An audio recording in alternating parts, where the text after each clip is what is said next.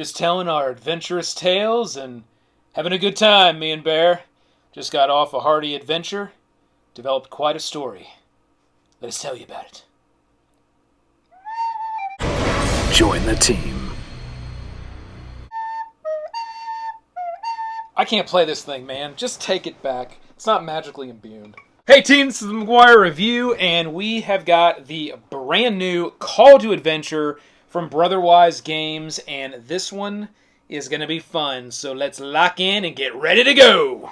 Alright team, Brotherwise is on this one, and they are the same company that brought us Boss Monster. Still to this day, one of my favorite card games of all time. I absolutely love that game. I love that card game. It is awesome, so if you have never played Boss Monster, I do have the Boss Monster t-shirt on here. Really hope they come out with, and maybe they have, some Call to Adventure t-shirts. I'm a large, by the way. I think Bear's like probably a youth small. But they brought us Boss Monster, and now they have brought another game. It is called Call to Adventure. I'll have to be careful here. I do have the candle burning here on the very edge of the table. It smells nice, and I don't know. I think it brings more views or something, so that's why it's there. At least that's what I heard. All right, Call to Adventure. Craft your hero, claim your destiny. It's designed by Chris and Johnny O'Neill.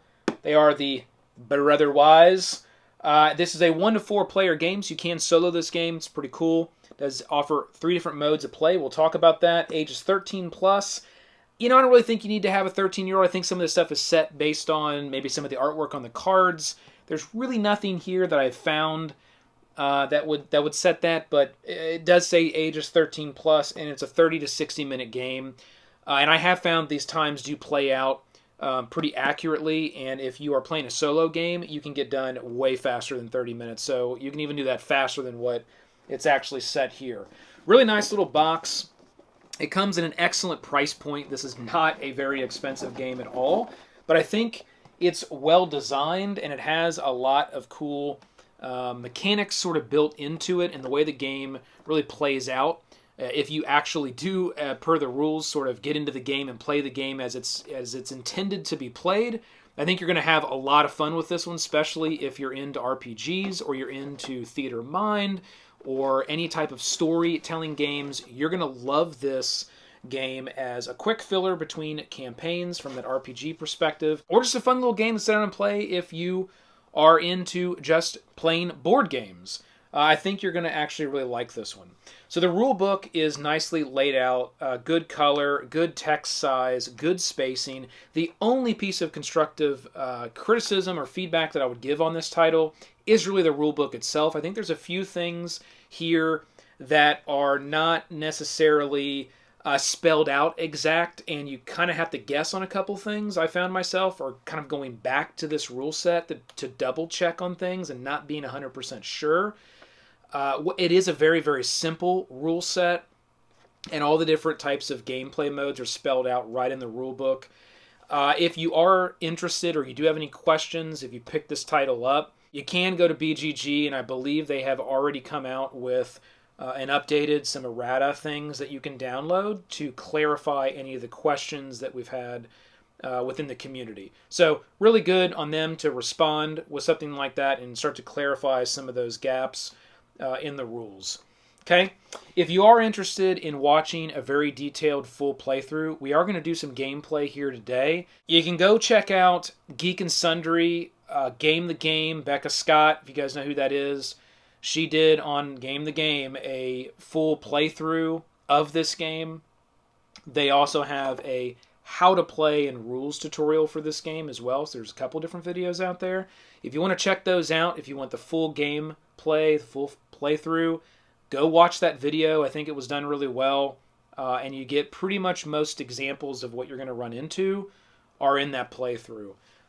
So if you want that deeper dive, go check that out. All right, Bear, can you hold that for me, please? Thank you.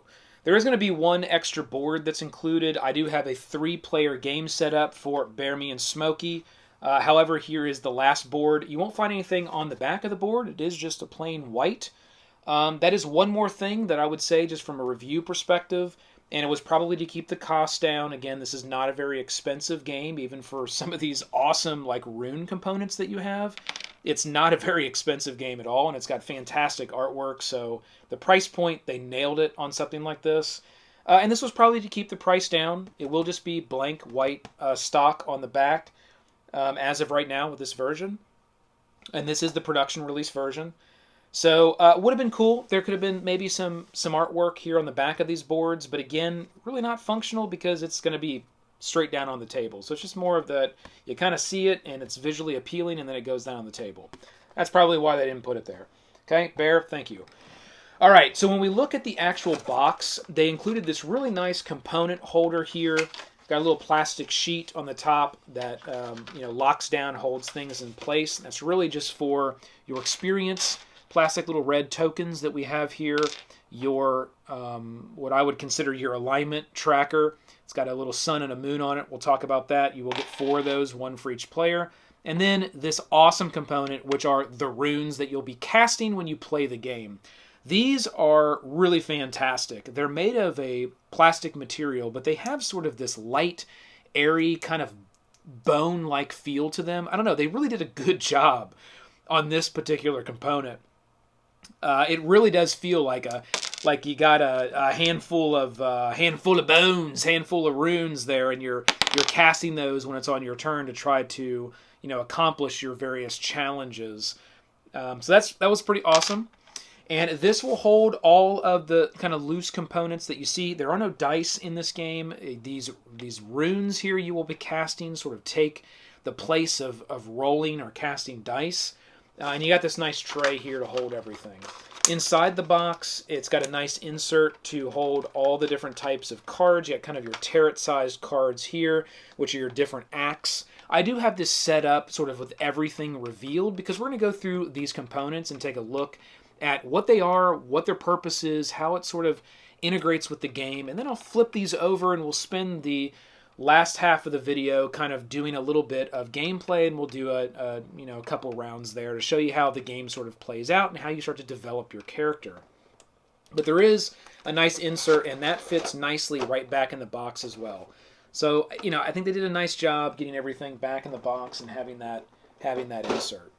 Okay, so let's go over what we have on the table, all the different components, and then we'll get into gameplay. And let's just go ahead and start right with our player boards. Every player is going to get a player board, which I'm glad they did. They necessarily didn't have to do this, but I'm glad they gave the player a player board because this gives a nice spot for each one of these act cards to sit, which will be revealed at the beginning of the game, and we'll show that. But initially, to start the game, you'll gain 2 of each type of act. You'll look at them and you'll choose one, and you'll set it down on your board, and then you'll reveal those, except for your last Destiny card here. You won't reveal. You'll leave that as a secret. You'll be able to look at that when you need to, but no one else will see it until the end of the game. And it's kind of one of those hidden objectives that's going to give you some points that other players aren't going to know that you necessarily are going after or that you will get. You will also have your little tracker here as a moon on one side and a sun on the other side, and it will correspond here to your sheet with your moons, with your suns and your moons. And as you move up and down that, I like to refer to this as an alignment track. You're sort of gaining good alignment or bad alignment. And that's what kind of the moon, when you get into the moons, it's more of the anti-hero kind of cards. And when you get into the suns, it's more of the hero cards. And those are right here. We'll talk about those here in a second. But as you move up and down this track, it's going to give you various different bonuses. You're going to get, good alignment points or negative alignment, anti-alignment points. You're going to be able to use these heroes and these anti-hero cards depending on where you are on this track. So if you're right here or you're right here, the little symbol will show you can use either one of them. If you start to get higher in that track, you can only use hero cards. When you get lower in that track, you can only use anti-hero cards, and it will also affect the points at the end of the game. If you drop all the way to the bottom, it actually won't allow you to use dark runes. It will only allow you to use anti-hero cards, and it actually will give you -4 destiny points when you get to the end of the game. And you don't want that, because the winner of this game, once it ends, once someone gets 3 cards under the 3rd act, everyone else will take one more turn, and then you will count up your destiny points. And that really will be a combination of anti-hero points, hero points, various different alignments and runes that you've gained, and story point images that you've gained and collected over the course of the game. So it isn't like, as a player, you have to always stay up top and have this good, you can consider it from an RPG perspective, kind of a good alignment. You can go right into these moons, no problem, and still gain just as many points. However, if you do get all the way to the top, you do get 8 points on the destiny there. But it's not going to take you off track, because you may have destiny cards, you may have other cards that are actually going to give you more points at the end of the game if you are more on this side of the alignment, or if you have more of these we'll call them anti-hero or negative alignment points. If you have more of those at the end of the game, you might actually win, because your destiny card indicates you should be doing that. So that's how this alignment track is going to work in detail. You are going to start the game with a hero card. Everyone is going to get one hero card to start the game. We'll talk about these when we get to them, but they're essentially just cards that do give you bonuses throughout the course of the game. You will have them in your hand, and you will play them on your turn or not on your turn based on what the card says, and you'll play them when it's beneficial for you. This is just essentially the mechanic of having sort of a hidden deck of cards in your hand, but you can help sort of modify the outcome turn to turn as you play the game. Okay, everybody will start one of those. You will gain and draw those over the course of play per cards that you pick up and other actions that happen. Here on the board, it will give you a little indication for what all of these different rune symbols mean. It's very simple. I know there's a lot of them, and you're like, I got to memorize what every single one of these mean. It's not really the case. Pretty much any one of these that have a symbol like this on them are worth 2 success. If they are one that has a symbol and has these 3 little dots like this one has here, that's just a powerful one. So if you were able to gain 3 of these runes on cards, you wouldn't have 3 of the normal. So see, there's only 2 of these that just have the M's or any of these symbols. And then once you gain that 3rd one, you then get to use this one here that has the dots. And you can only use that once you have 3 of this type of symbol in runes. This is just a more powerful one. Guarantees 2 successes on one side, and the other side, it tells you right down here would be draw an anti-hero card. So if it lands on that, you draw an anti-hero card, and it shows it right here on the sheet. You never really have to guess what something means. You just look down. It's right here. It's very simple. Okay, there will be 3 of just your standard runes. They are just white with the black slash there, and 2 of them have nothing on the back, and 1 of them has a sort of up-down, almost looks like something you would see in an elevator. It's got the triangle up, triangle down, and the dark one means you can draw an anti-hero card. The light one means you can draw a hero card. And essentially that's your choice. Like if you were to cast this on your turn and it did land on that side, you could decide, I'm going to draw a hero card or an anti-hero card.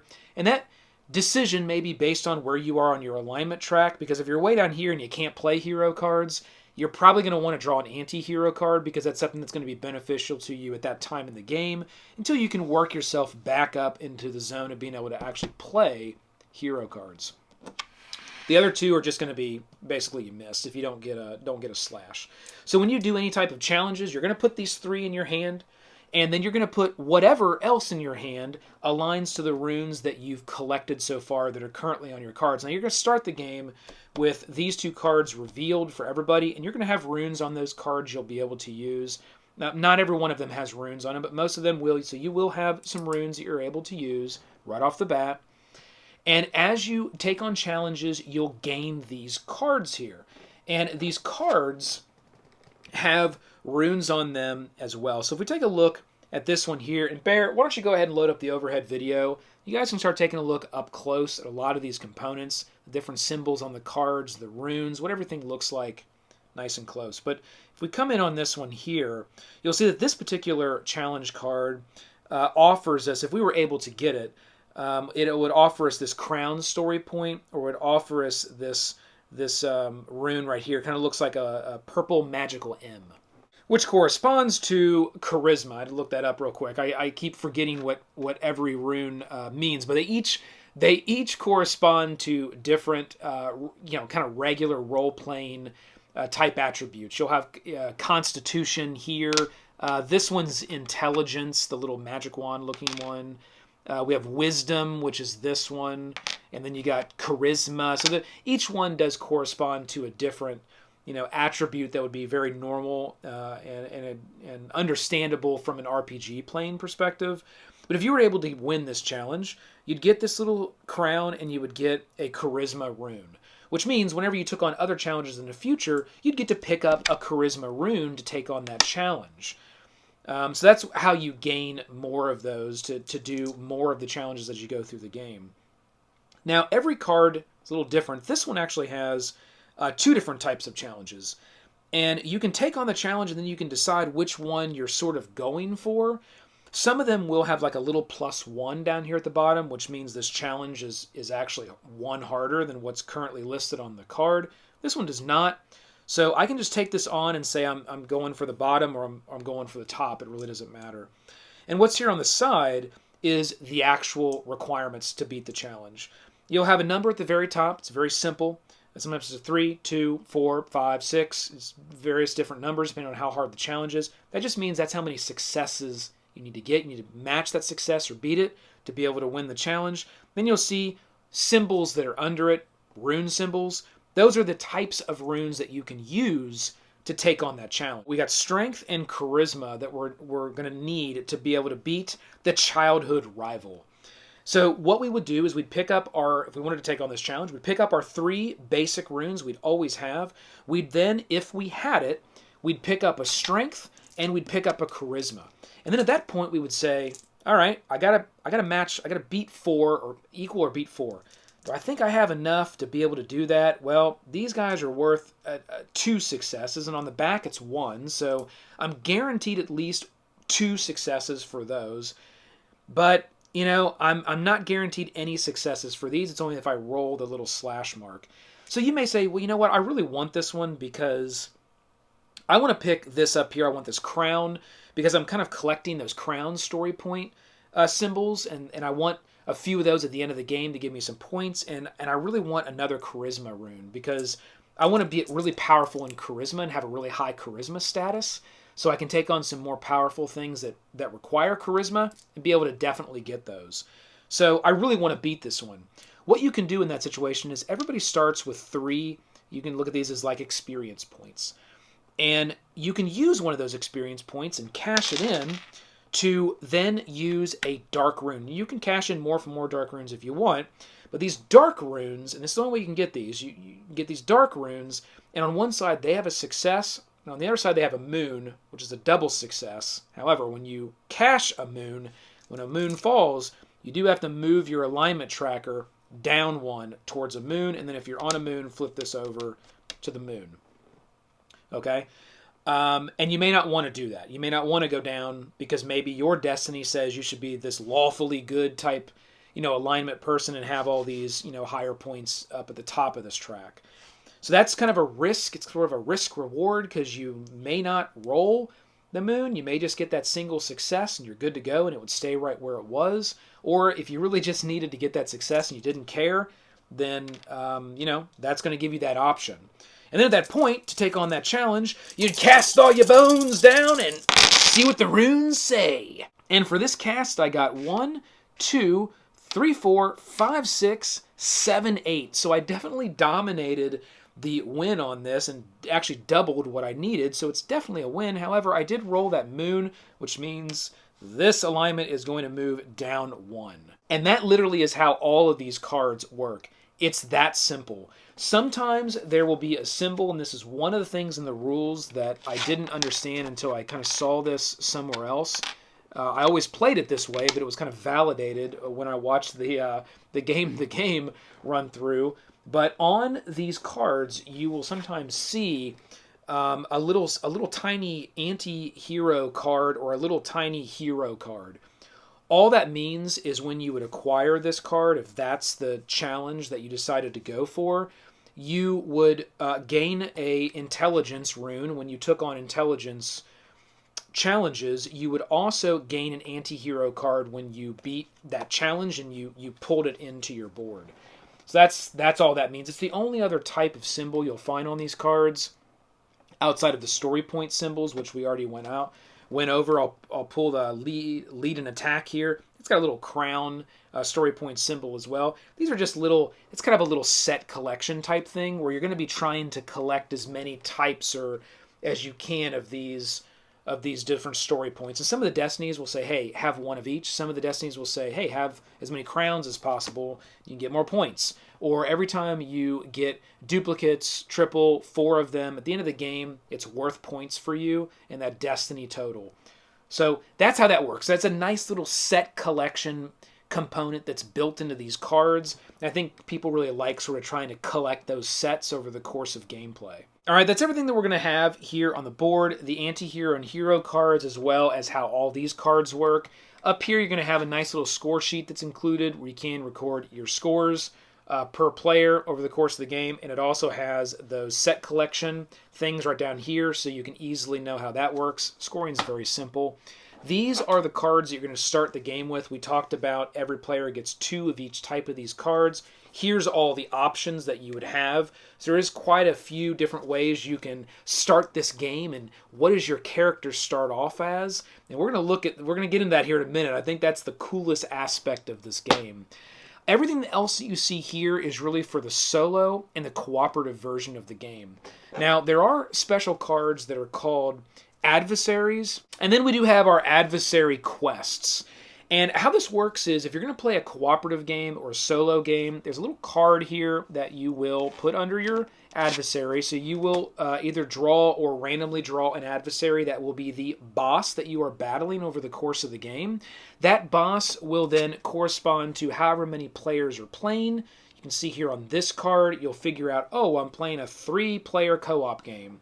So I'll slide that under the card. So now we know that to defeat this adversary for a 3-player co-op game, if the adversary has 1, 2, 3, 4, 5, 6, 7, 8, 9 experience that they've acquired over the course of the game, at any point in time, they immediately win.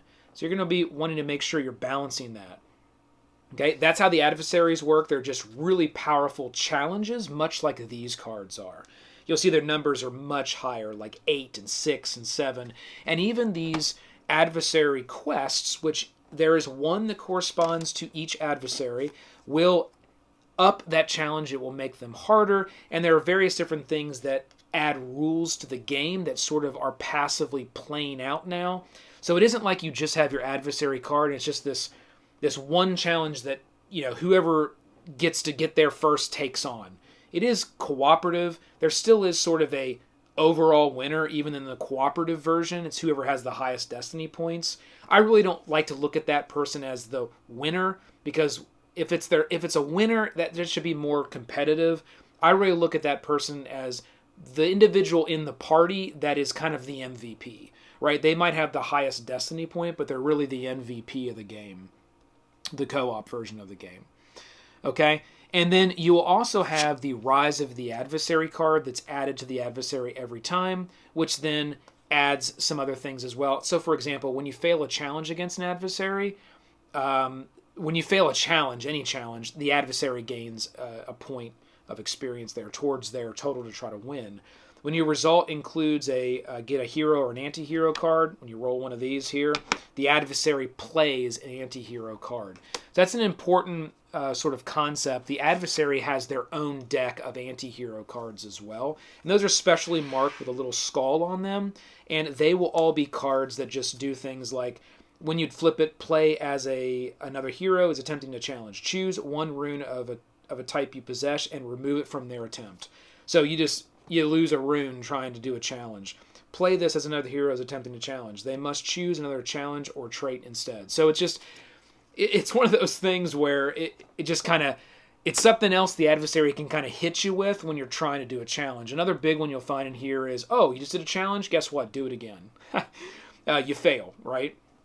So that's how this deck works, and it's how this adversary works. It's a nice mechanic how you can pick different adversaries, and then you've got kind of a custom quest that enhances it, fleshes it out a little bit more. You got the standard Rise of the Adversary that adds a set of rules to the game. You've got your little card under here that controls your difficulty. of that adversary and the win for the game. And then you got the adversary's deck, which is random, and different things are going to come out and hit you over the course. So when you are playing a competitive game, you can go ahead and just mix these adversaries right into their proper stacks. They do come from Act 2 and Act 3. You can mix those in, and they're just harder level things that are in. But, you know, they offer, just like any of these other cards, story point set collection. They offer victory points. They offer runes. They offer all kinds of things, even abilities you can pick up and play, and they even do things to the game when they come out. So these are really cool. I really like that mechanic. All right, that is literally everything that we have here with the game and all of the game modes. So you can play it competitively, where that's where I really feel like this game is the most fun and it really shines. You can take this on the road with you and play it from a solo or a co-op perspective as well. If you are playing, you know, yourself from a solo, you can just play with one board. If you want to add on more players and play it solo, you just kind of up the adversary win condition by 2 experience points for each other player that you add. And that's kind of the solo version, where if you want to play with more than one board, one player technically. And then if you're playing it cooperatively with multiple players, then you just go with the proper card that's under the adversary, and everybody takes on their own player. So, you know, all 3 game modes I think are fun. I've played all 3 game modes a few times, so I have played the game quite a bit. I do very much enjoy it. But, however, I do feel like from a review perspective, the competitive mode shines the most in my mind. It's the most fun, and it's because of how the game plays out. And this is a very important concept of this game. If you're going to play this game, you need to be in the right mindset, and you need to play this game for how it's been designed. This game is a storytelling game at heart. Yes, it is a set collection game. Okay? You're collecting runes to beat challenges. You're collecting icons to get victory points. It is at heart a set collection game. However, it is also a storytelling game as you develop your character over the course of the game. And for me, that's the funnest part, right? That's the funnest part. Because at the end of the game, the last thing you're supposed to do, which is in the rule set, is once you determine who the winner is, you go around the table and everybody tells their character story, the development of their character. And that's a lot of fun to get into that and, you know, tell that character development story about, you know, you were the orphan that became, you know, a mage that slayed the troll and saved all the townspeople while you were planning the build out of a new town. Right, well, whatever, right? There's so many different ways, and that's something that's real. Seriously, like there's so many different ways that you can modify your character and tell that story as you gain cards. Now, I wouldn't recommend only going for the cards that tells the funniest or the story you want. I would go for the cards that's going to help you win the game and get the most points. But regardless of what cards you pick up, you've always got a rich character story to tell at the end. And that is a ton of fun to go around the table and tell those stories. And that's really where that aspect of storytelling, that aspect of RPG, and that aspect of theater of the mind really comes into play is at the end of the game. And it's just sort of this lasting punch that happens right at the end, and it sticks with you, and I love that. I've played this and gone a few days, and sort of I'm still thinking about, oh man, that was so funny how that character developed, and what a crazy like character arc I had when it was done once I acquired the cards that I acquired. Okay, so let's get into the gameplay now, and we're going to go ahead and flip over all these cards, because that's how the game is going to start. And we're going to see what our characters are initially. Who do we have out on the board? Right, let's get this set up right of how this would be. Where is my... where is it? Here it is. I put it up here. So let's put this right here. Let's get this flipped over. Okay. And we are now ready to begin. So let's look at the characters that we have. We'll start all over here. We're going to start off with this character, Bear. Bear is a pickpocket, lone wanderer, and his destiny, which only he sees and I do not, is Hero of Destiny. It says here at the end of the game, if you have one of each type of the runes, you will gain 9 destiny points. Now, that's really good. So that means over the course of the game, he's going to be secretly trying to get cards so he has at least one of each type of the runes. Now, he doesn't have to do that to win the game. It just means that he will get 9 extra points, and that's a pretty good punch there at the end of the game to try to win and have the highest destiny points. So that's what his shows. So at the end, he'll be a pickpocketing lone wanderer, hero of destiny, plus any of these other keywords that he picks up per the challenges on these cards. And we'll see how that kind of plays out. It's pretty fun, right? So that is going to stay turned over. No one's going to see that except for Bear. I, however, am an Acolyte Soul Survivor that is a Paragon of Light. Ooh, I'm loving that. That is sweet. Kind of a warrior monk paladin. Excellent. That is exactly where I want to be. So that is going to be an awesome character to develop over the course of the game. And it says here for my destiny, at the end of the game, gain 3, we'll just call them destiny points. It's kind of the lighter hero points. If you have sun or more, 3 for each one of the light points in your story. So I'm going to gain 1 point for every one of the one of these that I have in my story. I'm also going to gain 3 if I have my alignment track on a sun. So it does have to be on the sun, which is here in the middle, or that one, or that one. Then I will be able to gain 3 points immediately.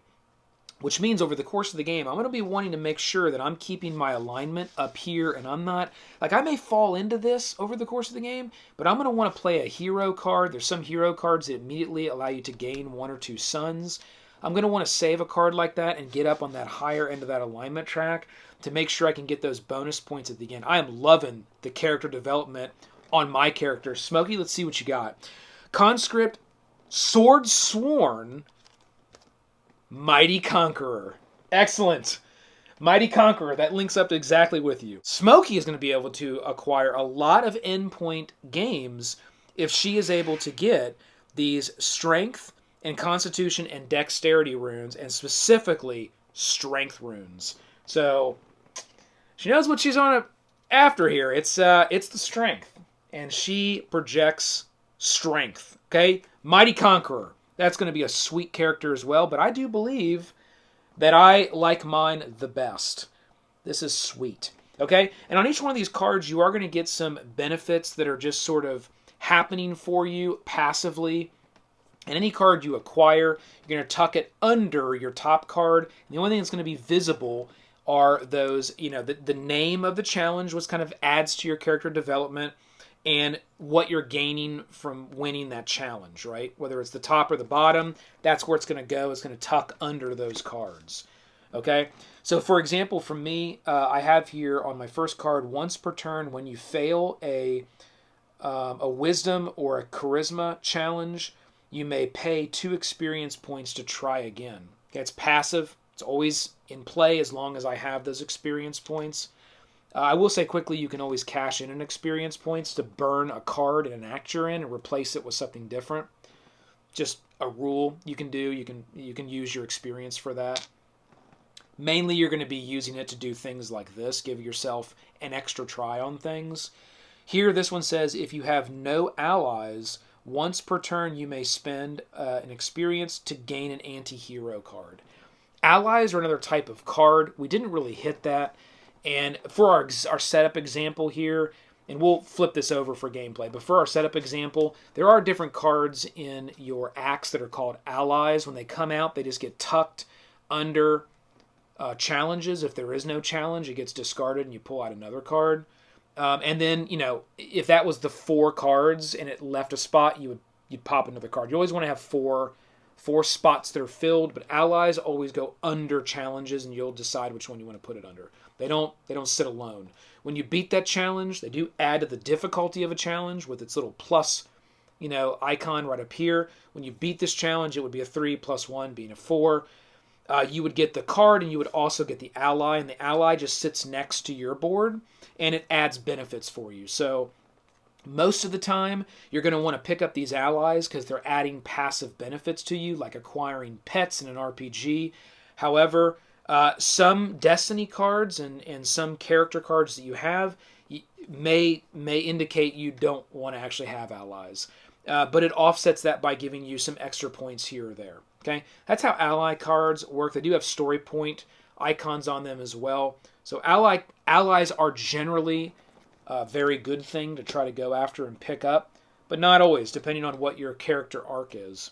Okay, I do believe we are ready to play now, so I'm going to go ahead and flip over all of these cards. Let's just go ahead and say that's how this one came out. And what's going to happen here is for any of these other acts, they're going to start face down, okay? So you're only going to be able to see the Act 1 cards until one of the players gets 3 cards tucked under that current act. Then they would move on to the next act and flip over all of those cards, and then they can start choosing from the next act.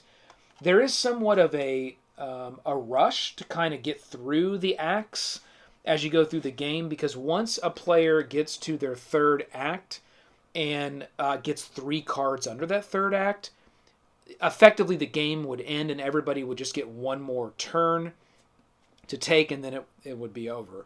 So there is a nice pacing. You are going to all, as players, sort of kind of be in the same space. You're never going to have a player that's going to be all the way down to Act 3 and like someone's still trying to complete Act 1. Like that's not going to happen. The pacing really moves all the players sort of together through these acts, but there will always be one player that will kind of get a crack at the next act before anybody else because they've acquired that third card. So when it comes back around to their next turn, they'll be able to now go after that next act and kind of have the first crack at those challenges and those cards. So to start off, this is what it's going to look like. We're only going to be able to see this. And let's just say that we started here with Smokey. Smokey is going to say, well, you know what? I got Dexterity and Constitution runes, and that's it. This one didn't come with any runes. So I really only have Dexterity and Constitution. So I'm going to look over here at my challenges and see, well, there is no challenges that require just Dexterity and Constitution, okay? Does this give me anything, an extra rune of any way? No, it does not. So in this situation, I have 2 options. There is no challenge or card that I can go after because they are all challenge cards. Sometimes there's cards on here that aren't necessarily challenge cards. They're like story cards. You basically can just pay experience or acquire them and something happens. And that's what you would do in that situation. You just take that card. But in this situation, they're all challenge cards, and I don't have the right runes or abilities to be able to take on any of these challenges. I might have one of the runes, but I don't have them both. So I can't do any of these. In that situation, 2 options. I can either spend an experience and I can go sort of exploring and I can blow one of these away and pull a new one out. Well, I'm not going to do that because I get to, as a free action in this rare situation, to go ahead and blow one away and just pull out another card. So it would be my choice. I could look here and say, you know what? I'm going to keep ones on the board that at least line to something that I've had so far. So I'm going to get rid of this one because I don't have any of these type of runes yet. And frankly, I don't think I really want any of this type of stuff. So I'm going to just go ahead and discard that. I'll just put it on the bottom for this demo and purposes.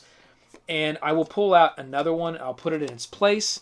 And here we go. That actually worked out pretty well. If you were to pull another challenge, you do it again. But it is the Orphan card. And this is an example of just a straight story card. There is no challenge. There's nothing you'll see here on the side.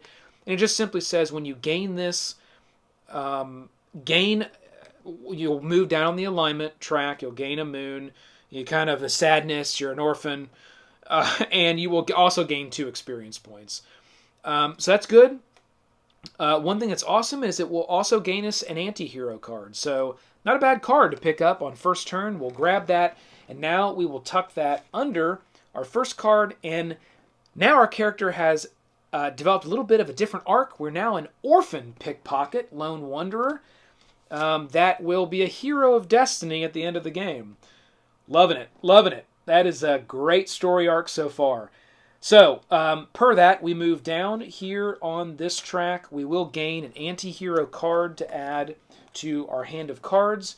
We will also gain 2 experience points, which is really good to start the game off, because now we got 5 experience points and a lot of experience to cash in to be able to redo runes which are on these right here. On these cards, this one here allows you to cash in to re-roll some runes.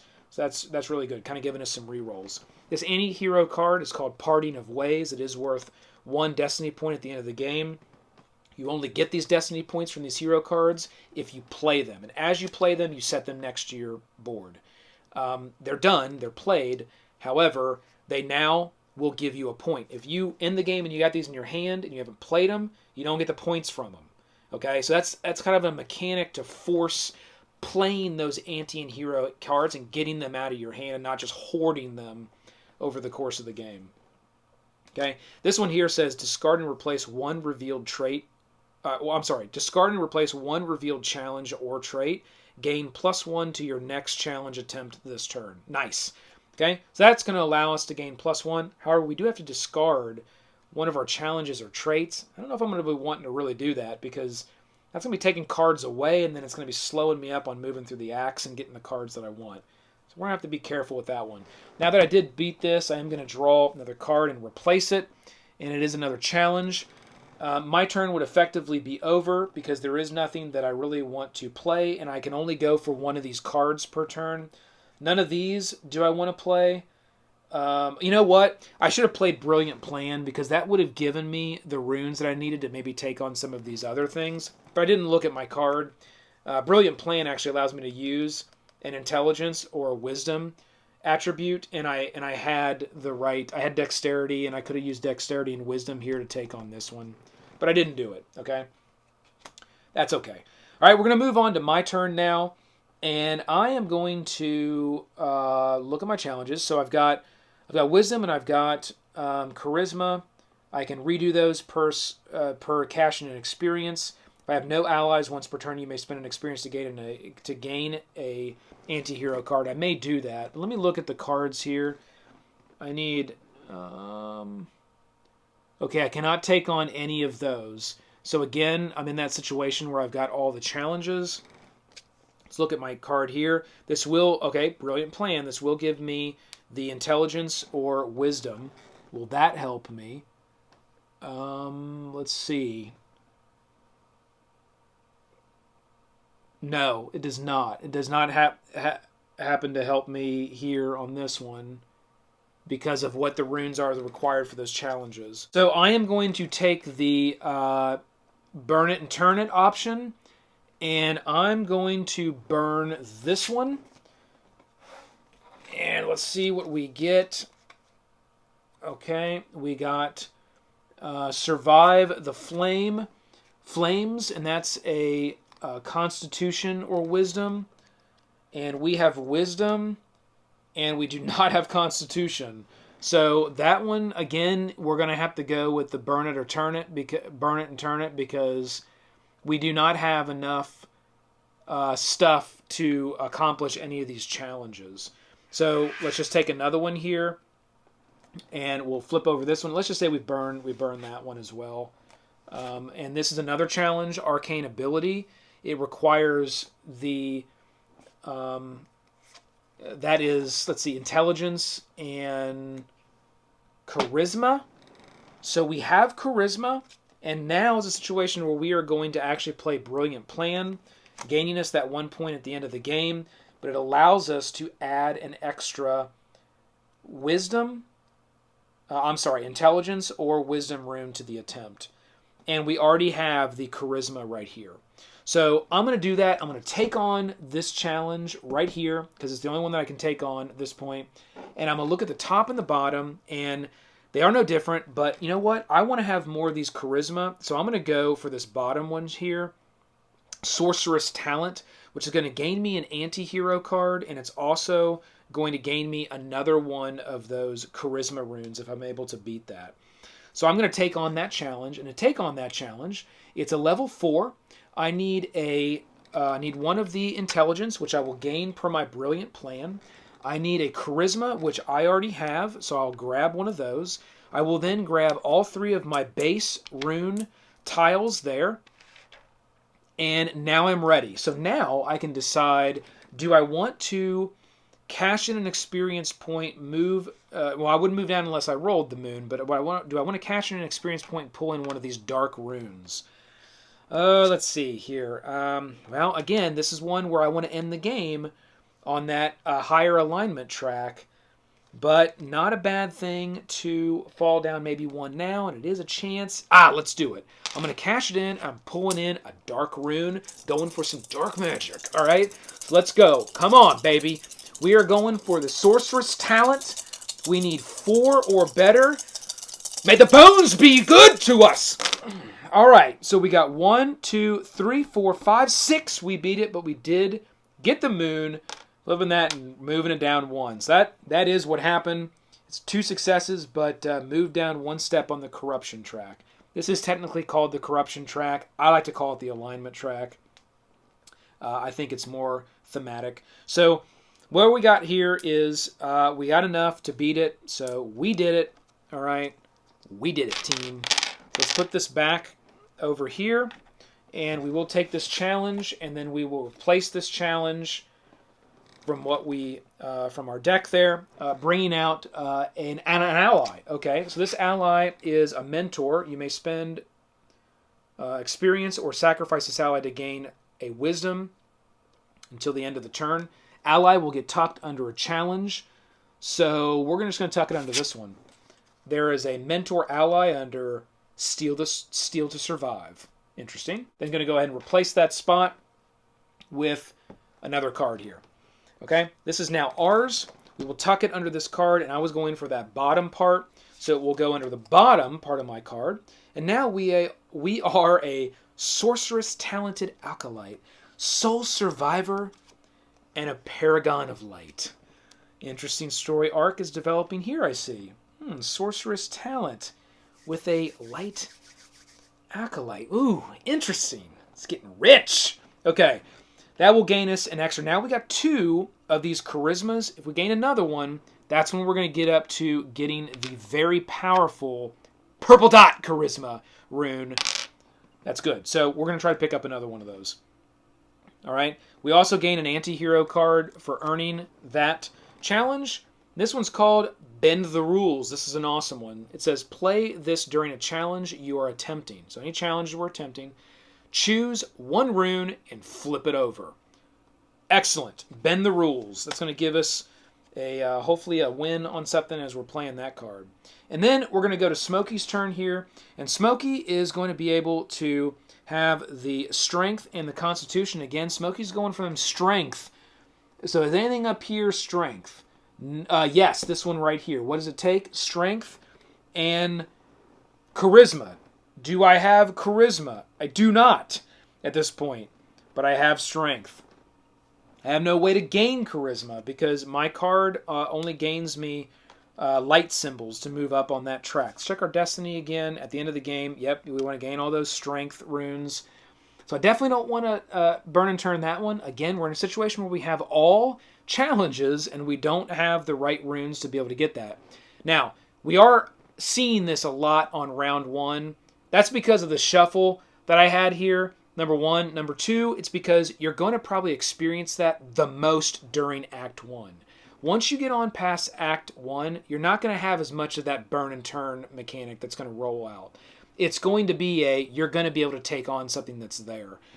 And the reason is because you're going to have acquired more of those rune symbols by that point.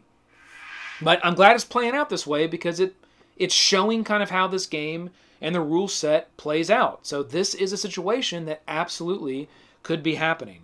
Okay, so we're going to have to burn and turn because we can't do any of these that are on the board right now. Yeah, we can't do any of these. So I'm going to get rid of... If I get rid of this one, the companion goes 2, and I might want to pick up that companion. So I'm going to get rid of this one, and we're going to pull out another one. This happens to be just a straight story card here. Let's see what this one gives us.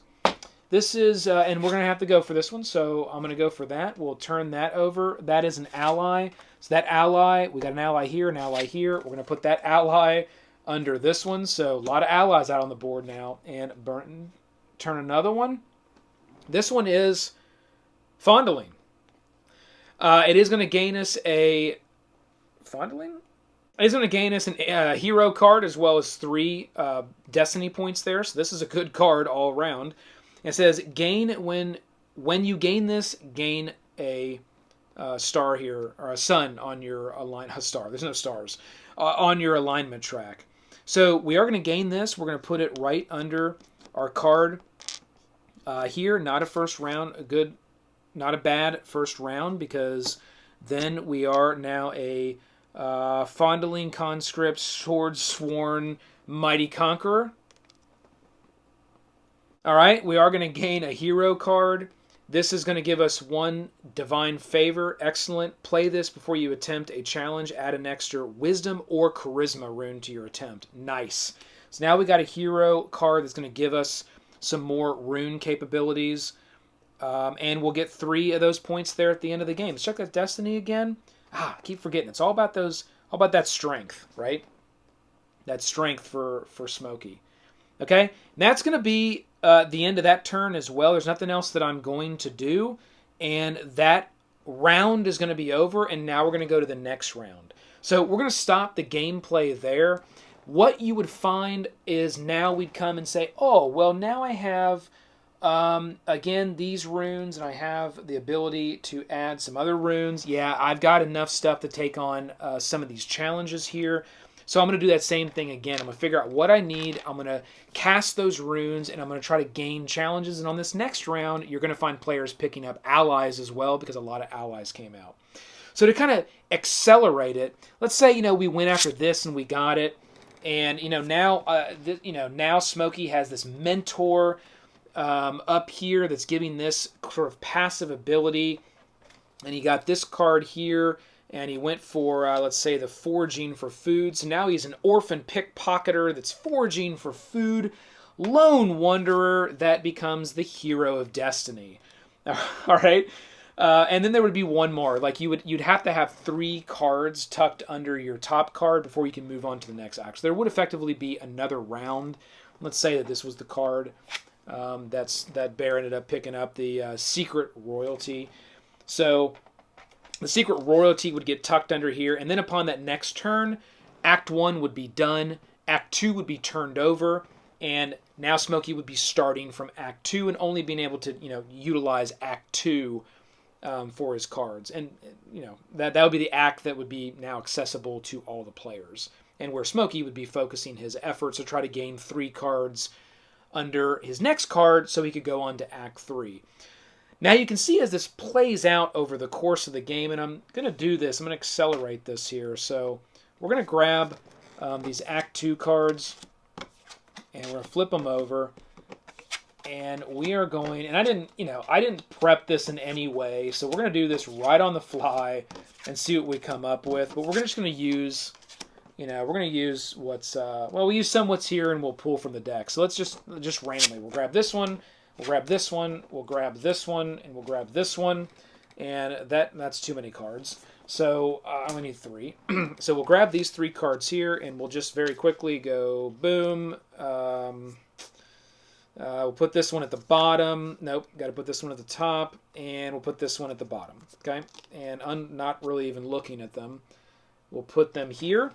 And then we'll go into Act 3, and we'll grab this one, we'll grab this one, and we'll grab this one, make sure, okay.